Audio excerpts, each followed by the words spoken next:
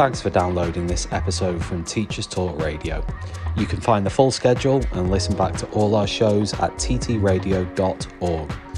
This show is brought to you in partnership with the Happy Confident Company, who provide clinically approved, ready-to-go wellbeing and mental health programs to help your pupils thrive in only 10 minutes a day. Visit www.happyconfident.com to find out more. Enjoy the podcast.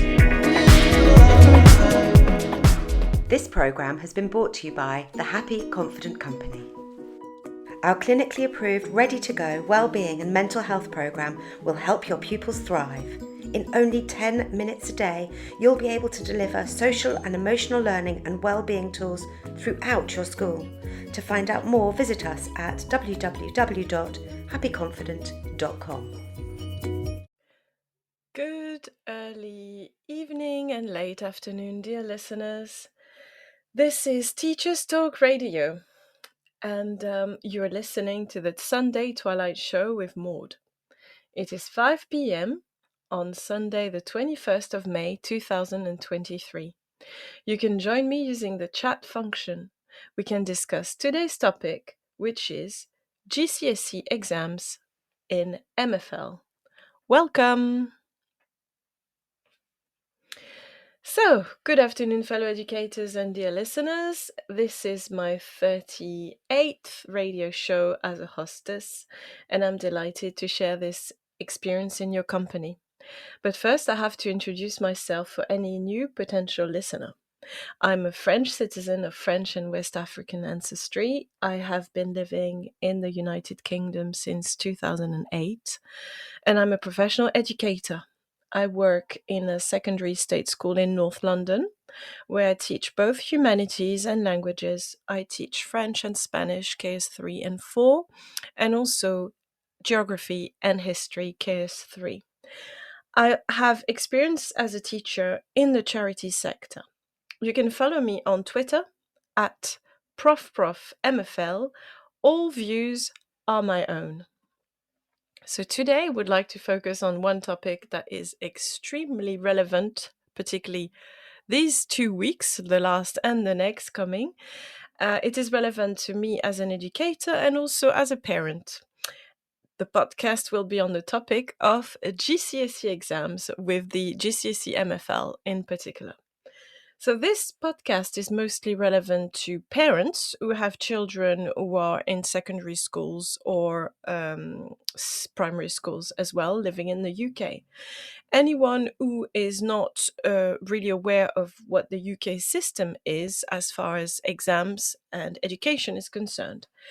But also to people who might not have set their own GCSEs, and any language students or teaching students who would like to know more about the intricacies of preparing for a language exam, and of course the curious and savvy. So what does GCSE stand for?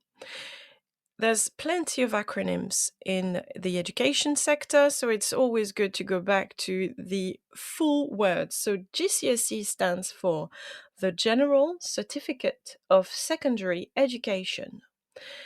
It is an academic qualification which can be done in a range of subjects, and it is taken in England, in Wales, and in Northern Ireland.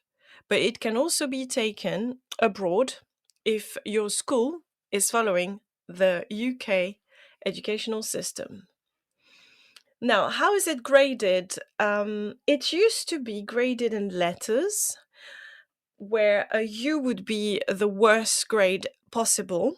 I would say a U would be allocated to someone who just hands out an empty copy with just their names on it. And then it would go from U all the way up towards an A. And beyond A, for excellent copies, it would be an A star. So this was the old grade system. It changed in 2014. It changed from a letter system to a numerical grading system, and this change was decided by the then Education Secretary, who was called Michael Gove. So from 2014, we have a different system. So we kept the worst grade being a U, And then we switch to new numbers. So we go from 1 all the way up to 9. So the best grade is a 9, and the lowest possible grade remains a U. What is considered a pass grade? It used to be a C in the old letter system, and now the equivalent in that numerical grading system is a 3. So if you have from U 1, 2, or 3, you will not be considered as pass in your subject. You need to have a 3 and above, so from 3 to 9, to be considered as successful sitting your GCSE.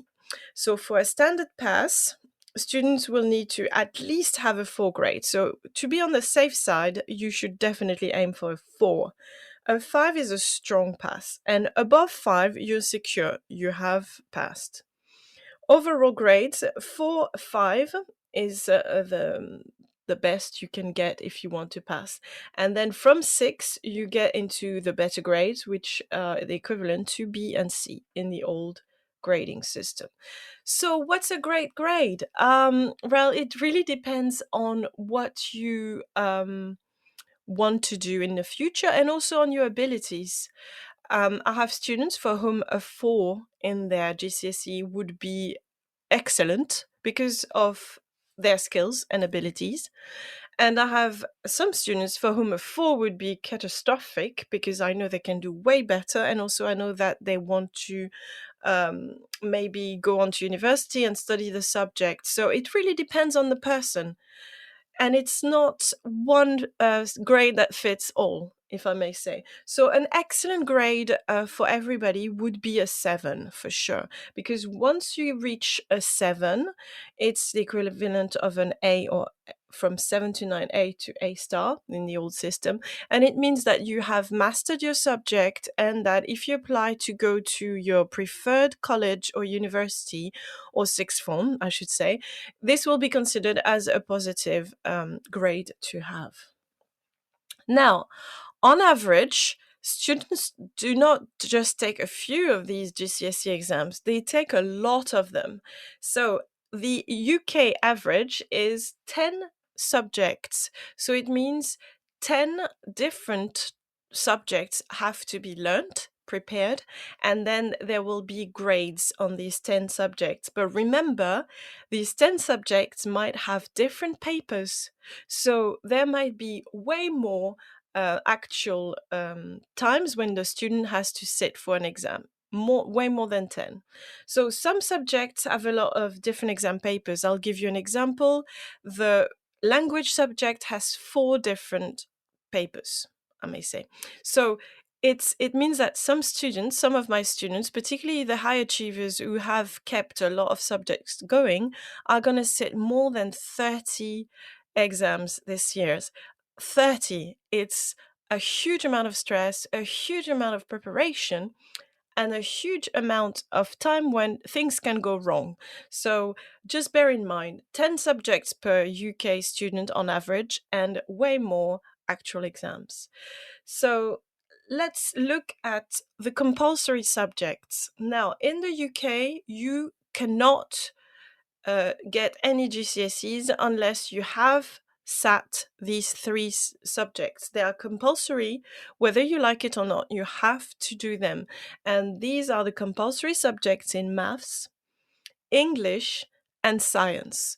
Every UK student has to have a math, English, and science GCSE exam. Now, you also have foundation subjects such as computing, PE, physical education, and citizenship. And to that, you need to add the optional ones. Depending on your school, they might also be compulsory. But there is arts, DT, which stands for design and technology, and then humanities and modern foreign languages. By humanities, we understand history, geography, or religious education. So in year 9, so when the students are 13, they will have to choose options. if you have a child who's a high achiever, very academic, and wants to take more options, it is possible. I have students in my school who are actually taking statistics, a GCSE in statistics in year 10. So they are already doing exams, even though they're a bit younger than the normal age. So it really depends. Some students will have a lot of GCSEs, and others might just do 4 or 5 if their skills can't allow them to have more. So, the big question, because currently we have a whole generation of children who are sitting for the GCSEs. They are obviously survivors, and by that I mean that they are children who went through a pandemic, a global pandemic. They are children who might have suffered greatly during the pandemic. I have had students who have lost a parent during the pandemic due to COVID.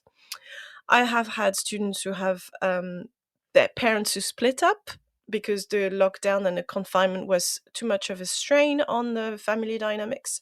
So our students have gone through a major historical upheaval, and yet they have to sit this exam the same way other students did in the 90s or in the 80s or in the noughties, when they hadn't had such a difficult event to contend with. So I consider my students survivors. They've had 2 years of very disrupted education.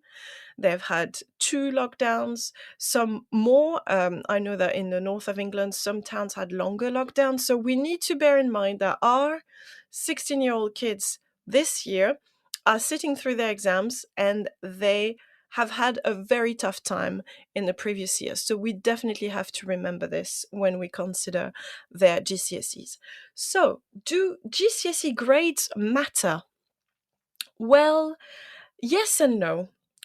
Yes, they matter because obviously they are a national academic measurement of a child's education. They are understood by most employers. They can be used as a tool to differentiate people if we want to select them to go on to further education, or if we want to select someone to hire. So GCSE grades matter because they are used as a reference, and they can lead to someone being employed after the age of 16. After their GCSEs, students can join the workforce, or they can also be counted for people who want to apply to a sixth form, or later on if they want to go to university. So these grades are used as a benchmark to see how people cope with their numeracy, literacy, and their general knowledge. Without the necessary qualifications, so if you can't achieve a pass, which is more than a 3 in maths, English, and science, you might really, really struggle to get a job later on. You might really, really, really struggle to get, even if you want to do an apprenticeship or a vocational trade, you might really struggle to get where you want to. So, in that way, the GCSE is like a stamped certificate that allows you to open many doors. However, when you study more, and if you go on to university, if you do a license degree and then a master's and then a PhD, etc., your GCSE grades will comparatively not bear that much importance later on. So it all depends on your pathway, how far you want to go in studying, and also your life opportunities. But can I just remind you that even if you are someone who graduated from a university abroad, as I did, you might be asked to prove that you have GCSEs or equivalents. And because of Brexit legislation, for instance, I wanted to do an apprenticeship, and my university grades were not accepted because they're from a foreign university, the Sorbonne, which is a Parisian university. And I had to resit an exam to prove that I had a certain level in mathematics and English. So I had to resit something similar to a GCSE.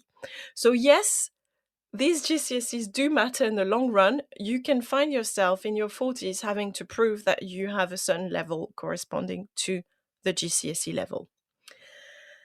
To join a sixth form, which is usually the next step in a student's educational path, the students need to pass some subjects. So they have to pass, which is get more than around a grade 4. They need to have a grade 4 in maths, in science, and in English. It's very scientifically orientated in the UK. So I'll give you an example. If your child is a dancer and wants to study drama and performing arts at college, I have checked because I have a child who is a dancer, and I asked when I went to a student fair, and I asked the sixth form, what sort of subjects are you looking for in GCSEs to allow a student to join your sixth form? And I was told that a child wanting to do performing arts and drama or dance would have to have a 4 in maths, English, and science. As I said, these 3 subjects are the benchmarks for education in the UK. So I can understand that you need to show you have obtained that certain level after spending so many years in school. Now, what I did not understand though is when I asked the sixth form college, do you have to have a GCSE in dance or drama to study dance or drama at sixth form college? And I was told, no, you don't. You only need English, maths, and science. So I'm sure there might be a logic in that, but I wasn't really convinced by these requirements. But I just wanted you to be aware that these GCSEs in these 3 subjects have more power than other GCSEs in that sense. Because if your child has a 7 or a 9 in drama, music, and dance, but failed at English, maths, and science, your child might not get a place at a sixth form to do drama, performance, and music. So it's really important you are aware of this. And if your child is struggling in English, maths, and science, you really need to put an intervention in place so that you can be sure your child will have a grade 4 at their GCSEs. This programme has been brought to you by the Happy Confident Company. Our clinically approved, ready-to-go wellbeing and mental health programme will help your pupils thrive. In only 10 minutes a day, you'll be able to deliver social and emotional learning and wellbeing tools throughout your school. To find out more, visit us at www.happyconfident.com. Because as we see, the GCSE has a power over our students' lives. Depending on the course your child is choosing to study, or if they want to apply to a very successful and popular Russell Group university, entry grades need to vary greatly from a pass, which is a 4, all the way up to a 9 or from 7 to 9. So you as a parent and you as a young person need to really check what you want to do or what your child wants to do, and then make very crucial decision as early as in year 9, because it might have a detrimental aspect or influence on your child's success rates for entry in these institutions following their GCSEs. After GCSE is really what matters. We focus at this time of year on obtaining GCSEs, revising for GCSEs, but we forget that GCSEs are just a stamp on a certificate. What matters is the path ahead afterwards. So after GCSEs, there's many ways and many options.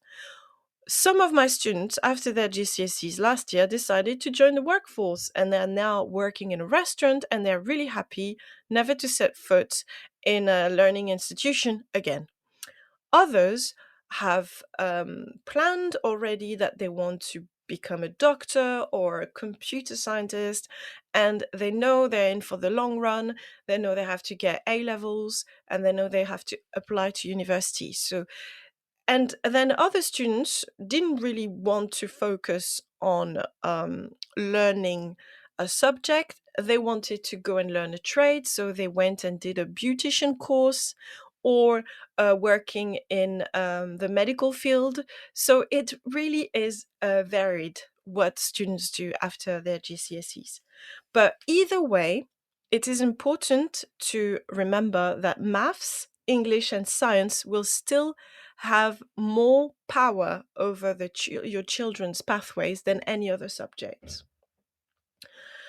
Um, Saying that, in most companies, they will check English, maths, and science GCSE results, but they might also want to see that your child has done more. In some trades, they might be looking for a future employee who can speak another language, or they might want someone who has studied DT or food technology if it's in the service industry, for instance. So it's really important to keep all options open. And this is why we advise in my school, we advise students to do more GCSEs than required. You have two different choices as a school when you offer GCSEs for your students. You can offer them to just focus on the compulsory ones, or you can try and push them to add more GCSEs, to sit more exams. So we decided in my school to offer the international baccalaureate, which is inspired by the French baccalaureate. The French baccalaureate has many, many subjects, and they all matter relatively to one another. So the English version of it, or the international version of it, is to study 6 subjects. So we make sure at A levels that the students are going to do 6 subjects. So for their GCSEs, they need more than 10. We have compulsory languages in my school currently. The children do not have a choice, they have to do a language. And they also are offered to do statistics in year 10. So we prepare them a bit earlier. And we are now also going to trial preparing them to do RE in year 10. So it means that some of our students will already have their RE or statistics GCSEs done by the end of year 10 before they go into year 11 to sit for the other GCSEs. It is a choice. It is quite high for expectations, but I do believe that it gives more opportunities to the children. If they can show that they have 10 to 12 subjects covered, they might be more performing. They might perform better when they face an employer. So, how do you guide your child, or how do you guide your students when they have to choose their GCSE subject? So, every educator in the UK is very much aware that this is a decision that needs to be made early. So in year 9, we already train our students to be aware of the life-changing decisions they're going to make. We organize careers fair, we invite employers, local employers, we invite sixth form representatives to come and talk to our students. And we do try to really show to our students that the more subjects they select, the better, because it allows them to keep many, many doors opened. If you restrict yourself to doing only 4 GCSEs or 5 GCSEs, or at worst 3, you are closing so many doors already. You are narrowing your options. So definitely, we advise um, more subjects. So it depends on what career you want to do. Obviously, if you are adamant you want to work in the army, or if you want to be a medic, you might not need performing arts or drama or a music GCSE as much as you would need maths, biology, science, the combined science. But you still might also benefit from doing something creative, particularly if you have to speak in public. And in that sense, drama is really good for debating. So it's definitely better to keep GCSE open. Now, if you really hate a subject, there is no point forcing yourself going through it unless it's the compulsory ones, because it's important to really enjoy it at the same time. It's 3 years of your life. From year 9, I would say, to year 11, you're going to have to spend so many hours on a subject. So there's no point taking music or arts if you don't love it. We often tell our students not to choose a GCSE subject because their friends are doing it, because they might not be really suited for that subject, or they might struggle more than their peers. So we should always choose for ourselves and not just to follow the herd or to be with our best friend. And now also we warn children, don't choose a GCSE subject because you love your subject teacher, because there's a retention crisis in the UK currently.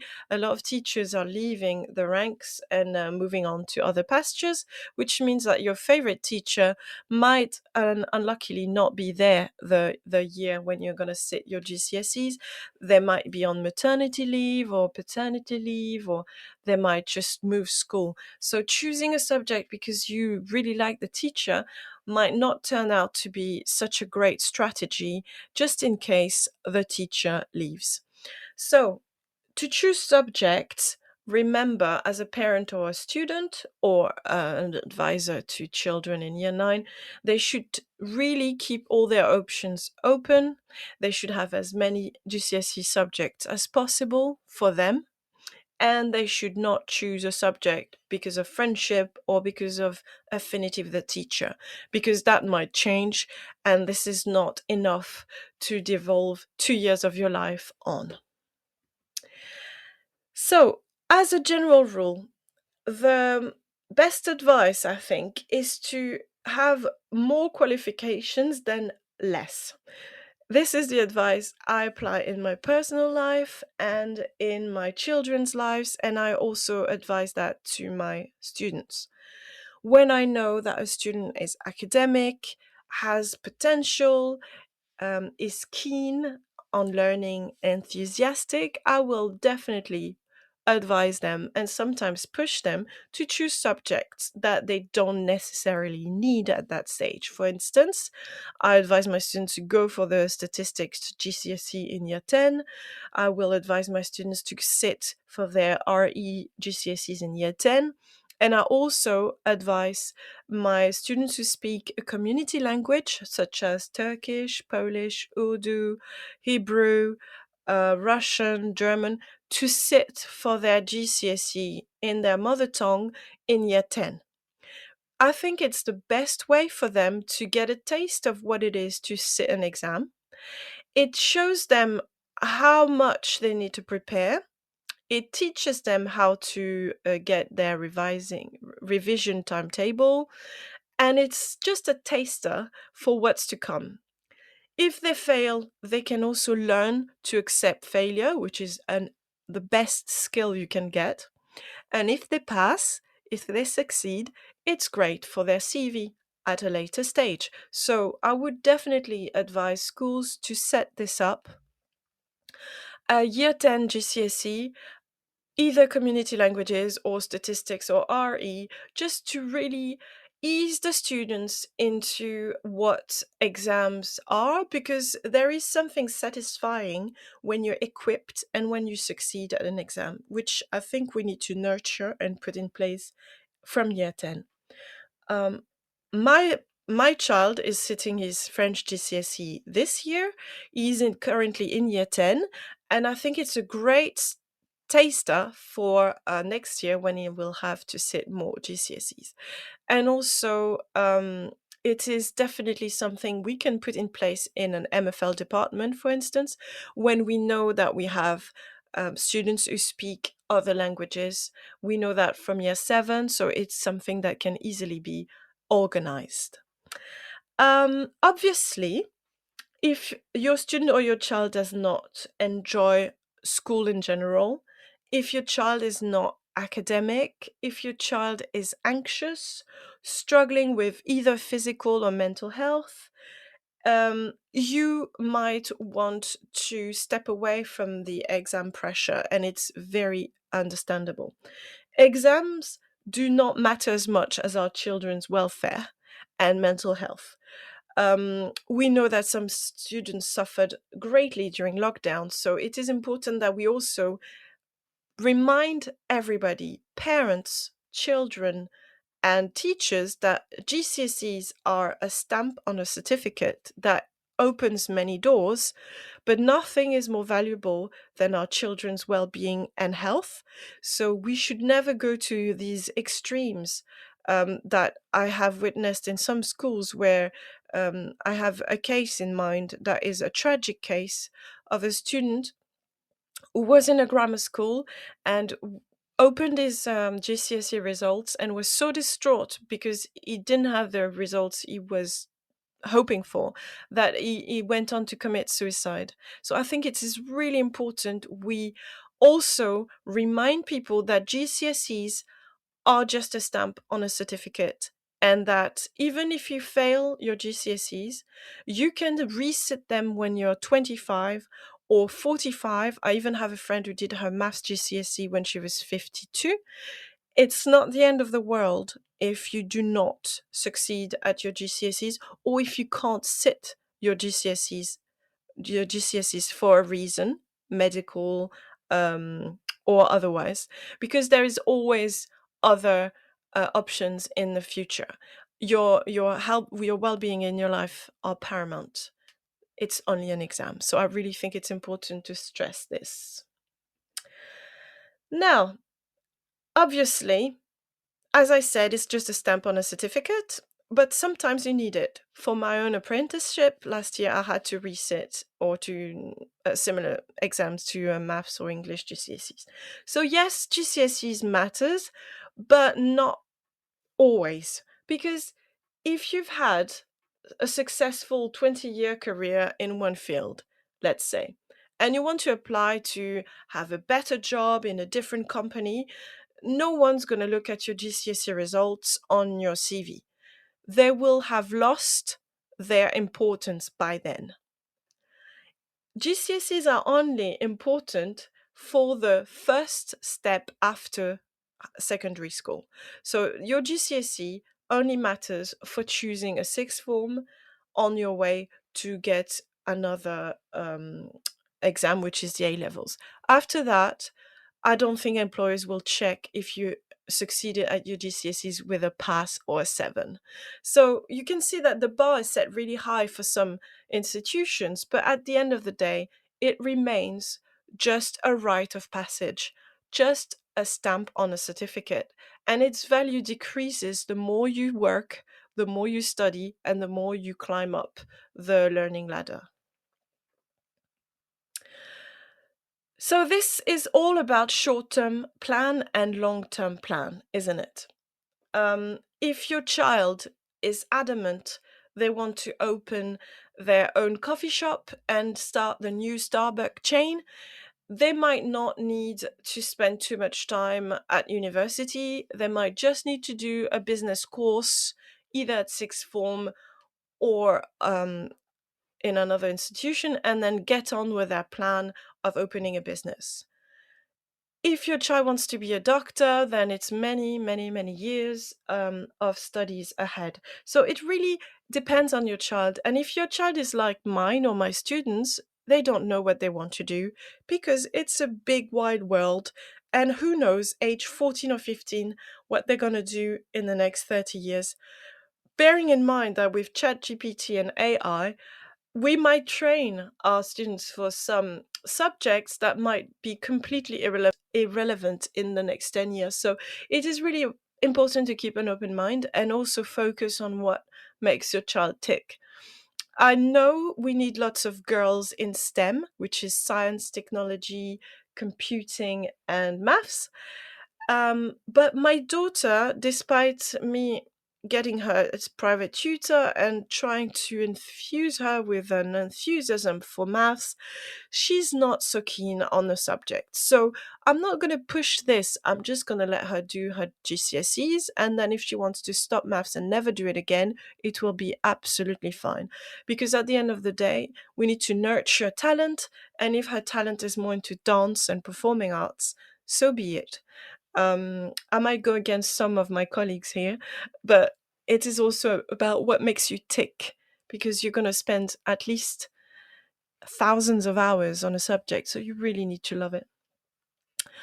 But there's also other practical things to bear in mind. If your child is not particularly motivated, if your student is not motivated, and they do not do their best to get the GCSEs they need, they might not be able to attend the sixth form college they wanted to go to with their friends. And you might find yourself in the situation that a friend of mine was in when she had to drive her son, because there was no direct train or commuting buses. She had to drive her son to a college that was an hour and 15 minutes from their house. And he turned out to really dislike this college, and he really struggled because he was missing his friends with whom he had been spending all his studying time since reception. So really tell your students that it is important that they follow a strategy. It's like playing a chess game. It's a long game. You do not want to do the bare minimum when you have the skills to do better, because you might miss out on sixth form application you would really want to get. And if you're looking for a very specific manual oriented job, you might just only need to focus on the 3 compulsory GCSEs, which are English, maths, and science. So be strategic, keep many doors open, and also keep following your heart at the same time. That's a very difficult plan to follow, isn't it?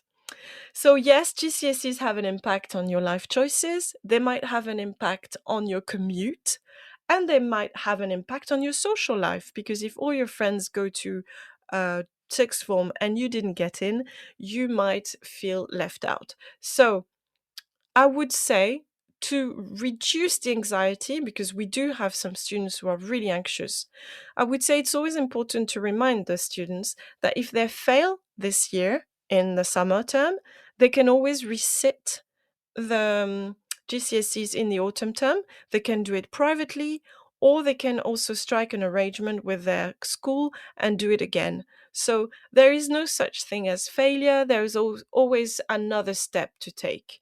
If we haven't made the grade, we shouldn't panic, because we always have options: resitting the exam or trying a different course.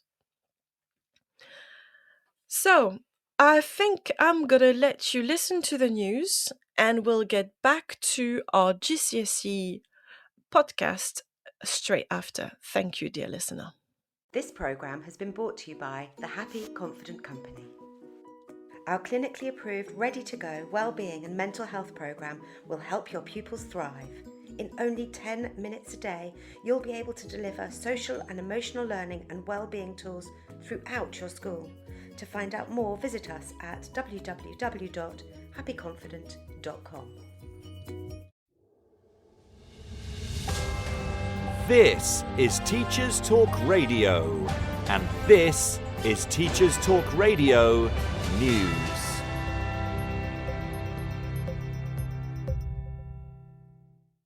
The BBC features a story on the lack of guidance for teachers and schools on the issue of how to support transgender pupils. The article on the news website highlights the fact that the government first promised guidance for schools in relation to transgender more than 5 years ago, but the Department for Education is only due to publish this term. The piece has been written by the LGBT correspondent and the LGBT producer, and it outlines the difficulty they have had finding schools who are willing to talk about transgender policies, describing it as almost impossible. They say the BBC contacted head teachers across England, but almost all were too anxious to be interviewed on camera. unwilling to draw attention to their schools or pupils who identify as trans or non-binary. Most head teachers who did respond to questions said that without guidance, schools were left to make their own decisions, with some saying this left them in a no-win situation and fearing that whatever they did, they would be criticised or even vilified. One head teacher did say that the schools wanted guidance and advice to help ensure they were making decisions in the best interests of the child. The article also referenced survey tool Teacher Tap, which had asked almost 7,000 teachers about their experiences of supporting transgender pupils. About 8% of primary school teachers said they taught trans or non-binary pupils, compared to 75% of teachers in secondary. Just over half said they were not very or not at all confident about next steps to take if a child said they wanted to change their name, pronouns, or aspects of their appearance. The guidance is expected to address these issues, as well as the issue of how to involve parents if a child wishes to identify as a gender different to their birth sex, and what to do if a parent disagrees. When BBC News spoke to parents, it was also difficult to find a view everyone agrees with, and parents were also reluctant to speak on record. Some told the BBC they did not want any decisions made without their approval, but others wanted schools to put their child's choices first. It is expected that the Department for Education will publish a draft for consultation prior to final guidance being issued, perhaps highlighting how sensitive the issue is. It is likely the guidance will cover legal obligations for single-sex schools and whether schools should inform parents if their child is questioning their gender. It may offer advice on residential trips and single-sex sports. The DfE has said that the overriding principle would be that the well-being and safeguarding of children was paramount. After last week's online storm over the Key Stage 2 SATS reading paper, the content of the test has finally been published. It has been reported across media outlets that children had been in tears, some staff had to really think about the answers, and parents were annoyed at the stress pupils faced, whilst the DfE said the SATS papers were rigorously trialled. The main concerns were over the test's complexity and length, although this spread into debate about the purpose of SATS overall. Details of the test can be found on the Standards and Testing Agency website. In Wales, a plan for 1 million Welsh speakers by 2050 is said to be likely to fail without a substantial increase in teachers speaking the language. This is according to a Welsh Government report which focuses on the drop in the number of Welsh speakers since the census in 2011. The 2021 census also found a decrease in the number of children and young people able to speak the language. The Welsh Government funds training programmes for those who want to learn or improve their Welsh, who are teachers in schools in Wales. Finally, the BBC covers a story on words and phrases the public would like to see banned. It followed a tweet by Countdown's Susie Dent in which she asked which words people would like to see banished from the dictionary. Top of the list was the phrase going forward, followed by the other phrase no disrespect but, the word like when used as a filler word, and the expression I'm not gonna lie. The list also featured my personal bugbear, sentences that begin with so. Dent used it as an opportunity to explore aspects of the English language and how some phrases which seem modern have actually been around for a long time. Details of the full top 10 are available on the BBC News website. So, going forward, I'm not going to lie, this has been your Teachers Talk Radio News with Joe Fox. This is 2 Minute Tech with Steve Woods, your tech briefing on Teachers Talk Radio. Hello, this week I'm considering how easy it is to get distracted when researching on the internet. I'm putting myself in the shoes of a young person and I've set myself a task of writing a report on the greatest invention of all time.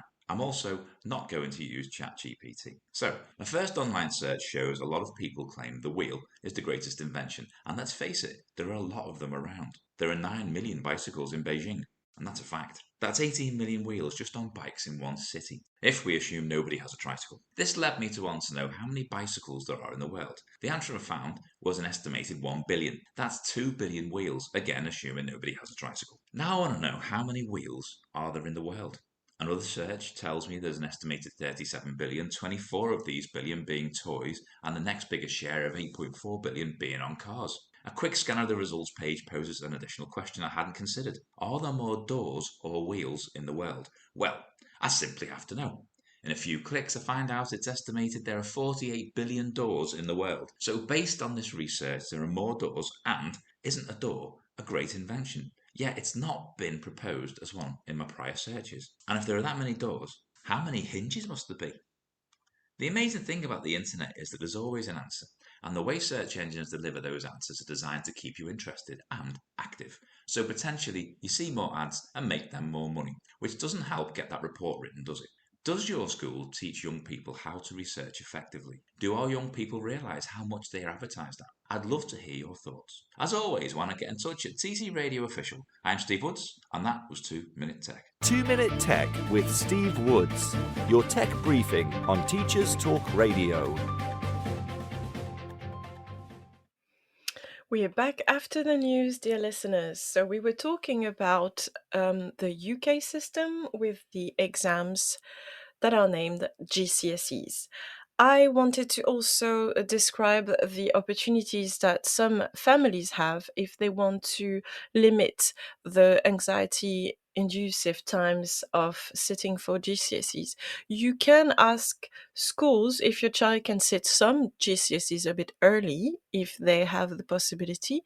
It might be done privately, but I want to warn you, it is a bit costly. The cheapest exam I could find in London was £300. It was to sit for the French GCSE. There was a speaking, reading, listening, and writing exam. So it means that you need to go to the exam center 3 times, my apologies. Once for the speaking, once for the reading and listening, and then the last time, the third time, for the writing. So it is quite expensive, but if that helps children who are struggling with their anxiety, it might be good to sit for some of the exams, such as languages or RE or history. The optional ones, you can sit them the year before in year 10. You could also try to sit for the maths one as a foundation in year 10, just to give your child a trial run of what a GCSE exam is. So you might ask your school, they might do it for you. And if you are home educating or if you want to go the private way, you can find exam centers where you can sit for a GCSE subject for approximately £300. Now, exams are a business. I did mention the £300 cost of sitting one subject for GCSEs. There are 2 main organizations that are preparing the exams and the resources that teachers need to teach these exams. There's 2. One is a non-for-profit institution and one is a business. Pearson is an American company. It's a multinational and they offer exam resources and exam centers and examiners for marking. So Pearson is, as I said, a US company. They offer qualifications. They are doing a lot of PR at the moment because there's going to be a change in the exam for modern foreign languages. So you can go on the website and there's lots of videos where they explain how the exams are prepared, how they are made, and what they will look like in the near future. So I will go deeper into the specifications for the MFL exams at a later stage in this podcast. I just wanted to remind you that there is Pearson, which is an American multinational, and then there's AQA.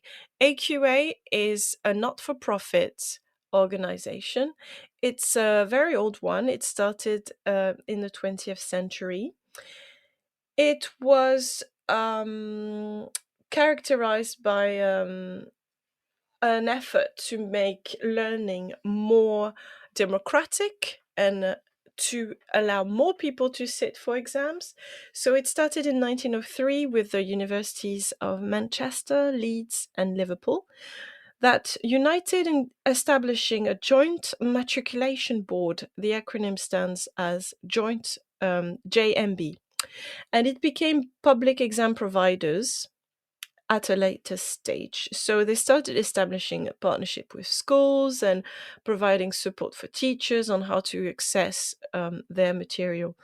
In 1953, it changed to the Associated Examining Board, AEB, and it started offering GCE, which stood for General Certificate of Education, and that was for all secondary schools in the UK. This was a way to make a centralized, normalized, and normative assessment and formative assessment for all the students in secondary schools in the UK. And in 1992, the JMB merged with the Northern Examination Association, and they created the NEAB, Northern Examinations and Assessment Board. And 10 years later, or 8 years later, they started as the AEB. And finally now, a lot of acronyms I told you in education, they are called the AQA, Assessment and Qualifications Alliance. So that's the not-for-profit organization. So the AQA, I had a look at the board, the people who are in control of the AQA, and I noticed there are pictures on the website. You can check it out for yourself at aqa.com. Not so diverse. There was five men for 3 women. So we are not reaching the parity there in representation for gender. And there is mostly middle class white board members. There's only one person who is from an ethnic minority. What really made me blink twice, I would say, is that there was only one person at the head of the AQA who had been a teacher. And this person is Claire Thompson. And all the others have studied at university, seems to have a lot of background in companies. There's 2 accountants. There's someone who has a poetry publication, but there is only one who was a teacher, which I think is quite telling, because this is an exam board. This is who's preparing the exams and who's providing resources and who's dealing with examination and marking, and yet only one of the people who are making decisions is a former teacher.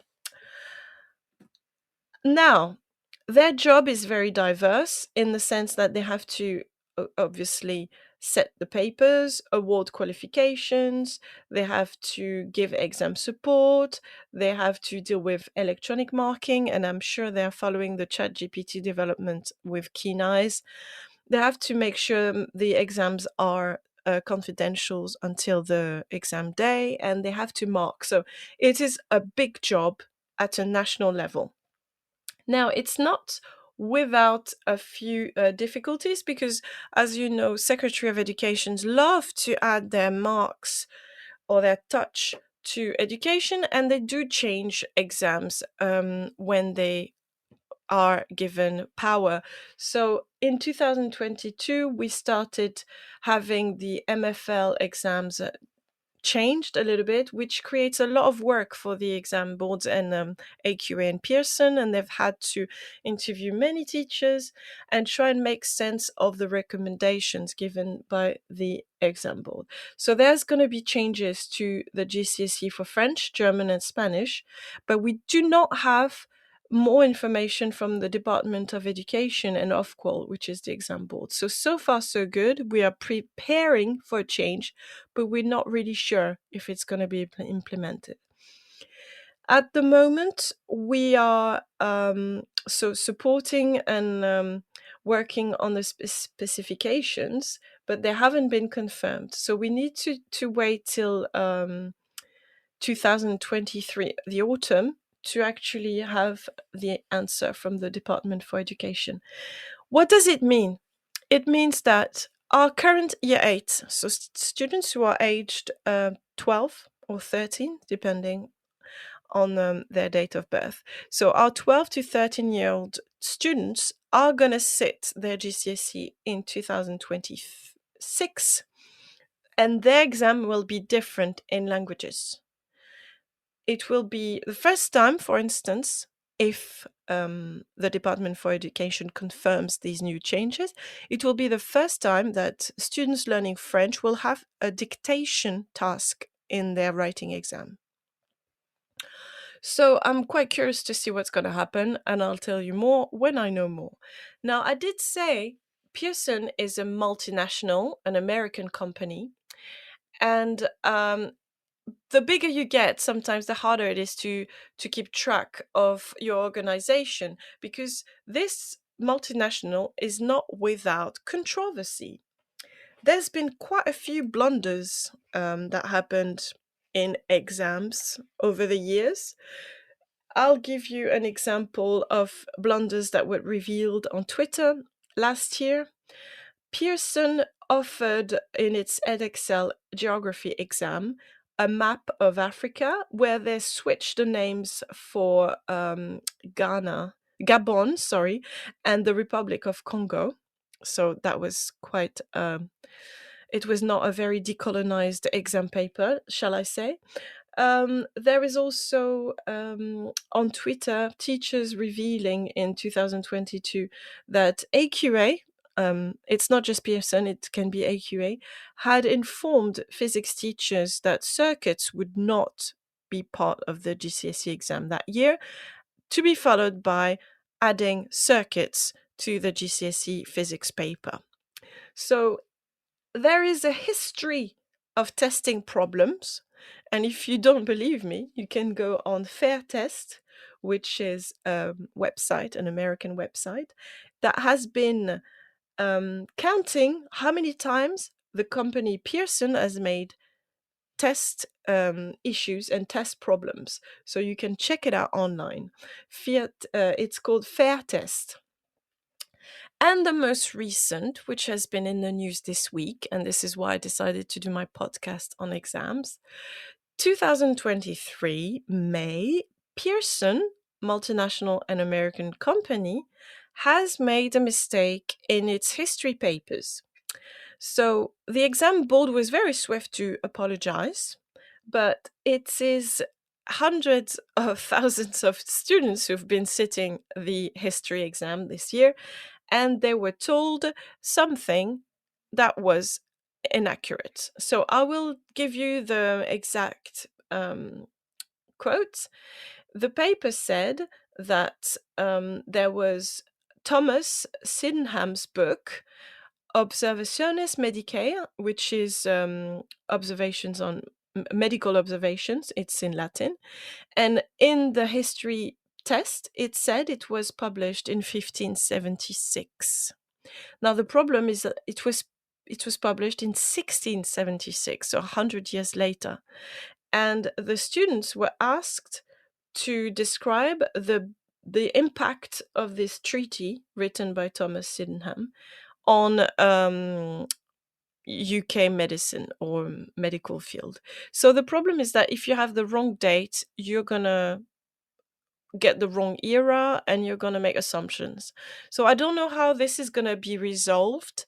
I assume the people who are going to mark this history test are going to take the blunder into account, but it's pretty poor when you think this is something that is presented to so many students, and they're going to be stressed and they're going to doubt themselves if they're clever enough to realize that there's a problem with the date. So a very big blunder by Pearson. I'm going to read their apology because let's try and be objective. Pearson published their apology. It says, all of our assessment materials go through a rigorous process in which writers, subject experts, and assessment experts collaborate to approve the final versions that candidates will see, and mistakes are rare. We work tirelessly on ensuring that our assessments are error-free and allow candidates to perform their best. So that was Pearson apologizing for its 2023 history blunder. This programme has been brought to you by the Happy Confident Company.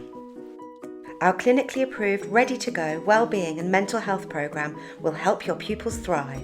In only 10 minutes a day, you'll be able to deliver social and emotional learning and wellbeing tools throughout your school. To find out more, visit us at www.happyconfident.com. Now, you might just think it's funny. And if you're a teacher, you might think it's not the first time. But if you're a parent, you might be fuming. And I agree with what Julie McCullough is saying. She's the director of policy at the Association of School and College Leaders. And she said, I quote, "It is disappointing that there was an error in this paper, and particularly frustrating that we have already had such a problem so early in the exam series. We have seen the assurance from Pearson Edexcel that they have tried and tested procedures in place to ensure that students will not be impacted. But we remain concerned about how such systems can account for the fact that an error in a paper can knock the confidence of a student to the extent that they can do less well in the rest of the paper." And Julie McCullough is very, very clear that there is a consequence on confidence, and it might affect our young people. So this is obviously just an exam, but it has a lot of importance on their life choices and life options in the coming years. So we would hope that there wouldn't be any blunders anymore.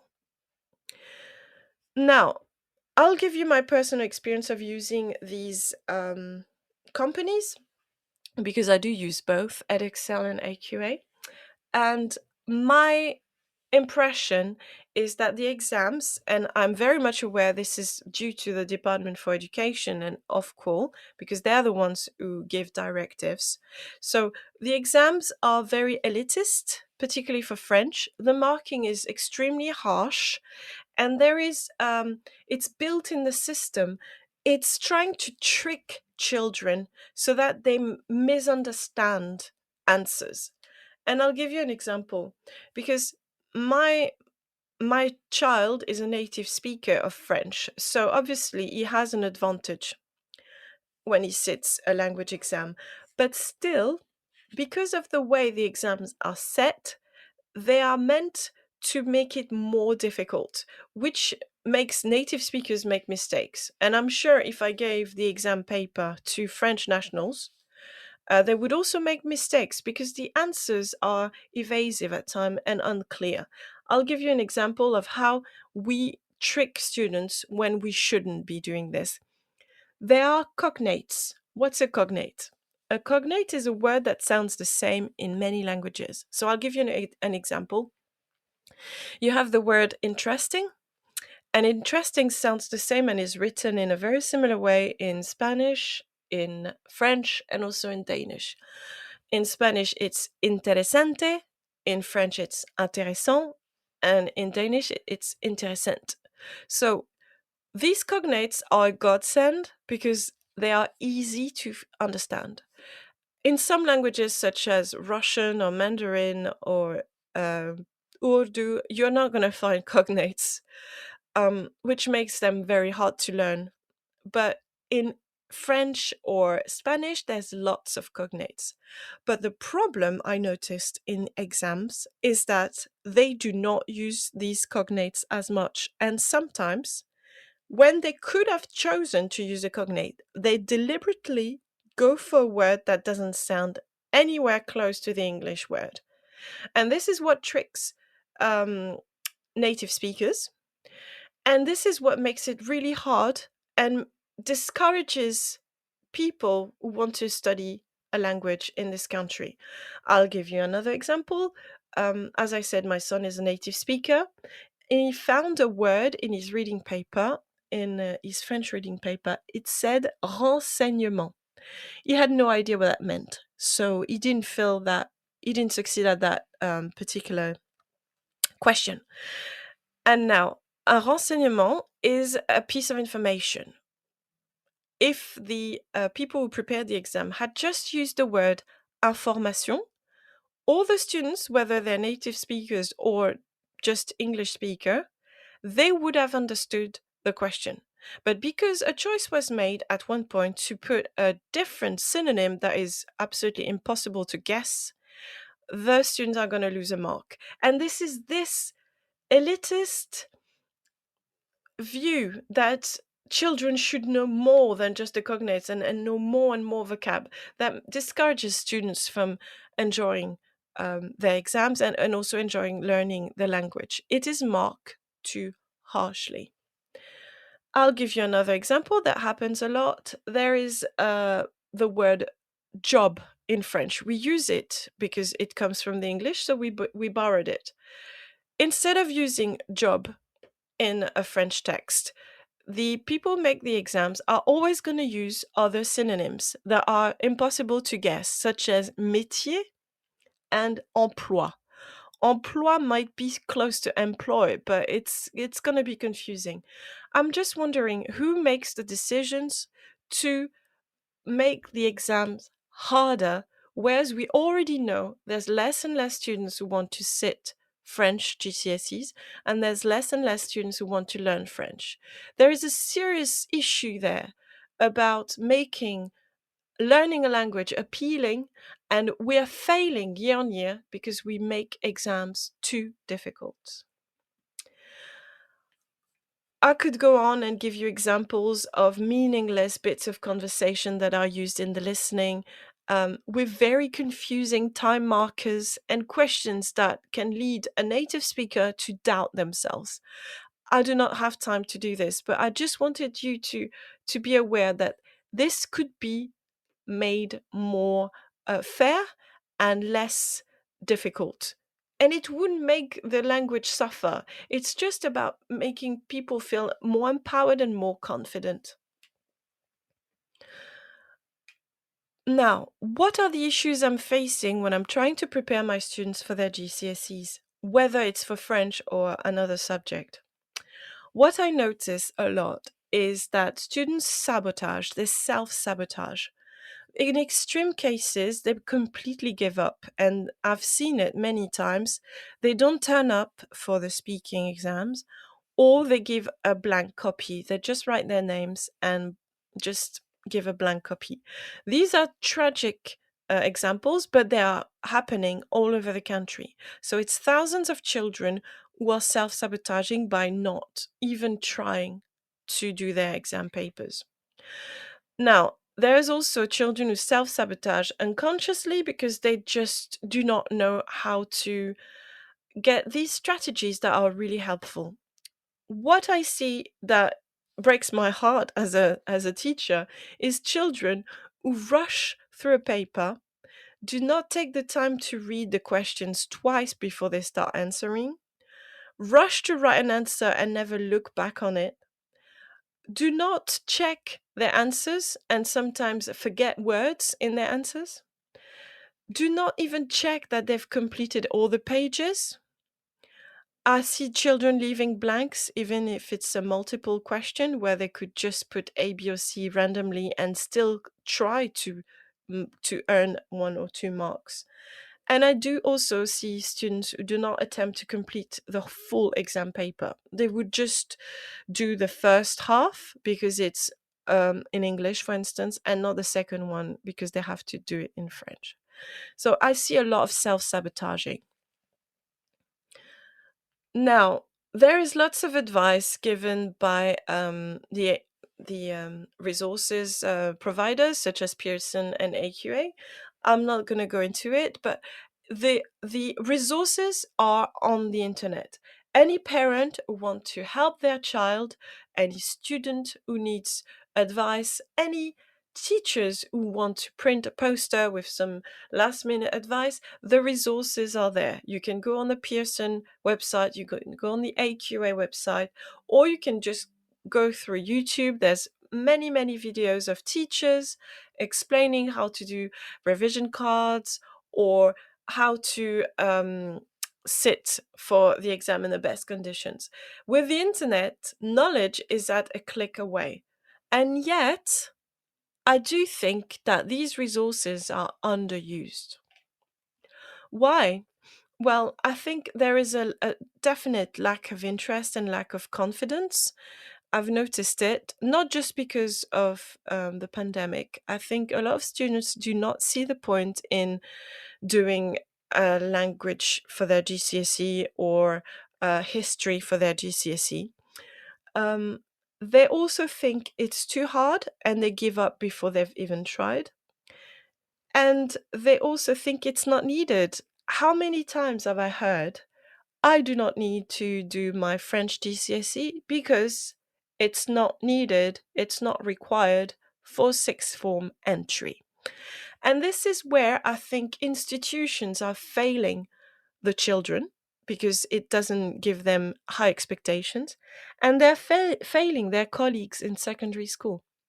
We are constantly trying to explain to the students that our job is valid, that our job is authentic, and that our purpose um, is to provide them with something important.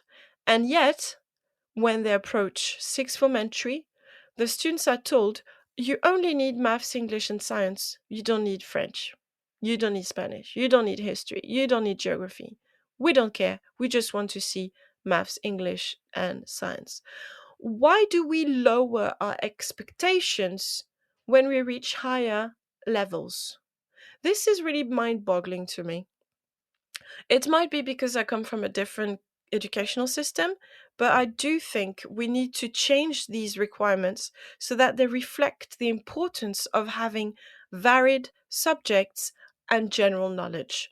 I find it shocking that not all 14 and 15-year-old students in the UK study history, because history is understanding our past in order to apprehend our present and to change our future. If we don't know our past, we are lost, we are uprooted. So it's really shocking that it's not a prerequisite for entry at most sixth forms, in my opinion. Now, I could make you a list of all the things that are necessary for your students to succeed at their GCSEs. This is already available online. I might do it one day, but this is not the place. Today, I just wanted to talk about the exam in itself. Um, we know the strategies: being organized, having a clear plan, having a revision timetable, practicing with past papers, attending interventions and extra sessions that are offered for free by the schools, and also working with the body. We know all these.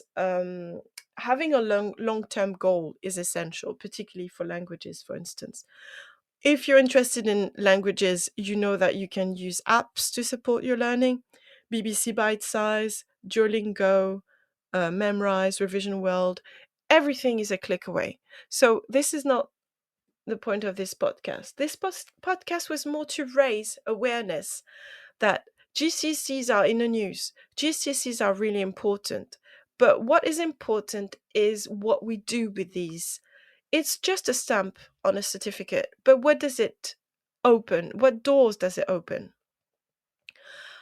I don't have all the answers, but I would like to know why we chose to reduce the number of prerequisite subjects for entry at sixth form.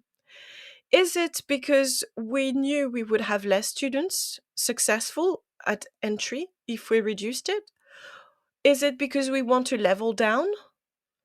Or is it because we do not think learning history or learning a language is important in 2023? I am puzzled by this situation. And then I realized that in most top universities, the Russell Group ones, it's a huge exam pressure because everybody has to have 10 subjects with 7, 8, or 9 grades. So there seems to be a big discrepancy between the top universities that are so particular and the local sixth form that just relies on 3 subjects and not always the ones that are going to be studied afterwards. So a lot of questions are raised when we look at GCSE exams in England. They are anxiety prone, they are in the news for good and bad reasons. They are an important rite of passage, and because I'm a teacher, I do enjoy school. That's why I'm a teacher. I do see the value in doing a national centralized exam that everybody sits. I find it a unifying factor. Um, in France, when we all sit at the French baccalaureate, we all have a memory of opening our papers and facing the philosophy question, for instance. It's something we all do, and we can reflect and look back on when we're older and remember, that philosophy paper or that philosophy question. It's a shared experience, and it has its pros and its advantages because of that. And as I said, presented in a good way with support from the community, the family, and the school, it can also be something that children are proud to succeed at. Some of my students are really elated at the idea of having their statistics GCSE done and dusted in year 10. So we can make exams important in a positive way. But what matters is that we also make them as what they are, and it is just a paper. And if you have to resit it many years down the line, it's fine. What matters is that you learn to understand failure, experience it, and then bounce back. There's a deep learning curve in sitting for the GCSEs. And I think we can always present exams in a way that is not destroying our children's self esteem, but encouraging them to face challenges and bounce back. I hope you enjoyed this podcast. Let's hear the news one more time and then we'll wrap it up. Thank you. This programme has been brought to you by the Happy Confident Company. Our clinically approved, ready-to-go wellbeing and mental health programme will help your pupils thrive.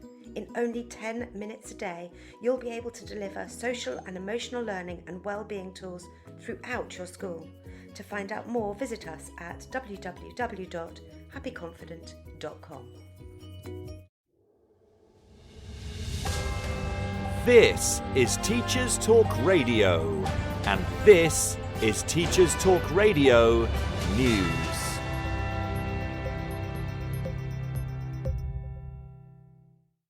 The BBC features a story on the lack of guidance for teachers and schools on the issue of how to support transgender pupils.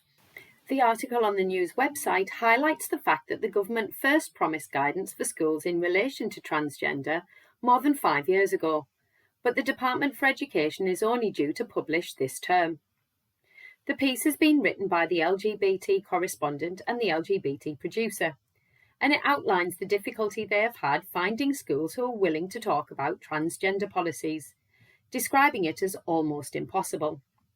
They say the BBC contacted head teachers across England, but almost all were too anxious to be interviewed on camera, unwilling to draw attention to their schools or pupils who identify as trans or non-binary.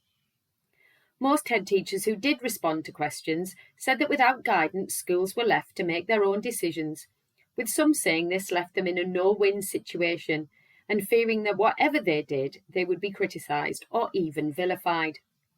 One head teacher did say that the schools wanted guidance and advice to help ensure they were making decisions in the best interests of the child. The article also referenced survey tool Teacher Tap, which had asked almost 7,000 teachers about their experiences of supporting transgender pupils. About 8% of primary school teachers said they taught trans or non-binary pupils, compared to 75% of teachers in secondary. Just over half said they were not very or not at all confident about next steps to take if a child said they wanted to change their name, pronouns, or aspects of their appearance. The guidance is expected to address these issues, as well as the issue of how to involve parents if a child wishes to identify as a gender different to their birth sex, and what to do if a parent disagrees. When BBC News spoke to parents, it was also difficult to find a view everyone agrees with, and parents were also reluctant to speak on record. Some told the BBC they did not want any decisions made without their approval, but others wanted schools to put their child's choices first. It is expected that the Department for Education will publish a draft for consultation prior to final guidance being issued, perhaps highlighting how sensitive the issue is. It is likely the guidance will cover legal obligations for single-sex schools and whether schools should inform parents if their child is questioning their gender. It may offer advice on residential trips and single-sex sports. The DfE has said that the overriding principle would be that the well-being and safeguarding of children was paramount.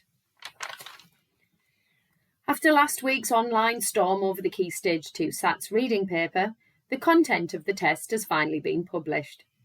It has been reported across media outlets that children had been in tears, some staff had to really think about the answers, and parents were annoyed at the stress pupils faced, whilst the DfE said the SATS papers were rigorously trialled.